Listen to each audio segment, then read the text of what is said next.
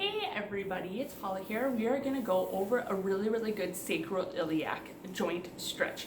And so we're not actually stretching the bones themselves, but we're stretching those tendons and those muscles that kind of help keep all that joint together and function the way it's supposed to. And so as always, if you have damage or any sort of issues with this joint, err on the side of caution. Less is more, less is always more, and slowly ease your way into a stretch rather than trying to bully or force your way in. And so this stretch, we're going to be standing. You're going to need a chair for it. And so I'm going to stand up. I'm going to turn my body so you can kind of see what my hips are doing a little bit more, and then we'll go from there. And this, if you need more of a balance issue, hold on to the chair when you do this stretch. We don't want you tipping over, falling, or injuring yourself in the process of this. So we're going to come up here. We have our chair here, and I'm going to put one of my legs up on the chair. And then what you're going to do is you're going to slowly tilt your body forward. And as we're tilting our body forward, we're almost imagining that our sacrum is going up towards the ceiling. And so it's helping loosen and open up this joint while we're just slowly tipping forward. And you can just let your body weight hang here. And it's nice because your body weight, your torso is about 40 to 50% of your body weight. And so if you just really allow it to hang, it'll help open up and create a nice traction in this low back region here. And so we're just going to hang out here, and if you're doing a traditional stretch, you would do 5, 10, 30 seconds.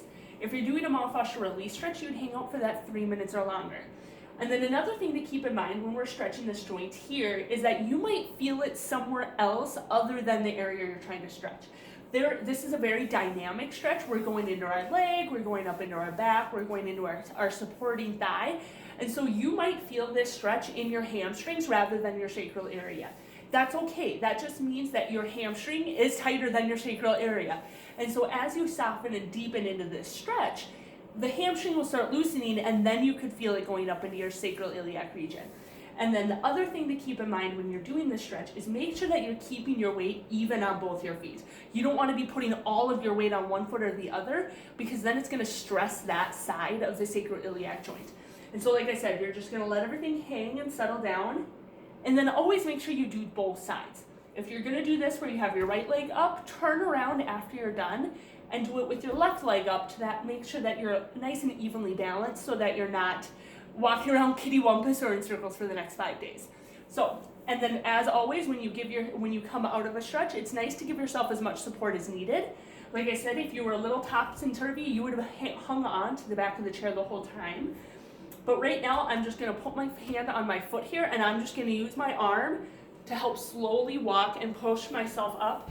That way I know I'm not kind of toppling over from stressing my muscles after they've been stretched and relaxed. If you have any questions, you can put them below. Otherwise, I will see you guys all next time.